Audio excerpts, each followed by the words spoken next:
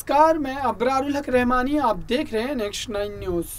महाराष्ट्र में अब एनसीपी को बड़ा झटका लगने जा रहा है। जिस तरीके से शिवसेना में बड़ी बगावत हुई है, अब लगता है कि भारतीय जनता पार्टी की जो नज़र है वो एनसीपी की ओर है और एनसीपी में कहीं ना कहीं टारगेट के तौर पर या सॉफ्ट कॉर्नर के तौर पर अगर भारतीय जनता पार्टी के लिए कोई चेहरा है तो वो अजीत पवार का है। अजीत पवार लगातार जिस तरीके से भारतीय जनता पार्टी से अपनी करीबी जो है वो बढ़ा रहे हैं, उसके बाद ऐसा लग रहा है कि आने वाले दिनों में वो शरद पवार को एक जोरदार झटका दे सकते हैं। जी हाँ, शरद पवार जिस तरीके से महाराष्ट्र में बीजेपी के लिए मुश्किलें पैदा करते नजर आ रहे हैं और इस वजह से शरद पवार के लिए बीजेपी ने एक अच्छा खासा जो प्लान है वो बना रखा है और जब उस प्लान के तहत काम करने जा रही है बीजेपी, तो उसके बाद अगर सबसे बड़ा झटका महाराष्ट्र की राजनीति में लगने जा रहा है विपक्ष के रूप में किसी को, तो वो शरद पवार को लगने जा रहा है।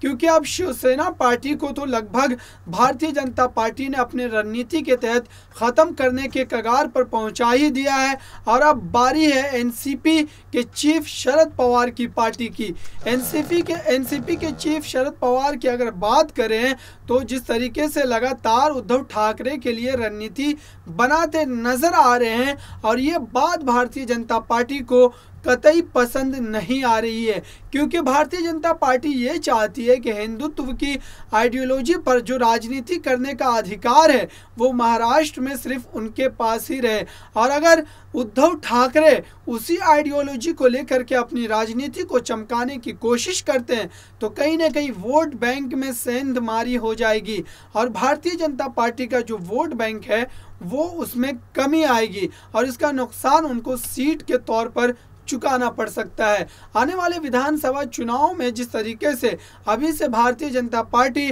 और तमाम दल जो महाराष्ट्र के वो लगातार बयानबाजी करना शुरू कर दिए हैं, लेकिन भारतीय जनता पार्टी की ये कोशिश है कि आने वाले चुनाव में विपक्ष के अंदर इतनी तोड़ फोड़ कर दी जाए कि विपक्ष चुनाव लड़ने के भी काबिल नहीं रह जाए और इसी रणनीति के तहत उन्होंने अजीत पवार के ऊपर अपना निशाना लगाना शुरू कर दिया है। और अजीत पवार इसलिए अहम हो जाते हैं क्योंकि वो कभी भारतीय जनता पार्टी के वरिष्ठ नेता देवेंद्र फडणवीस के साथ मिलकर के सरकार में सीएम उप सीएम का जो है उप मुख्यमंत्री का वो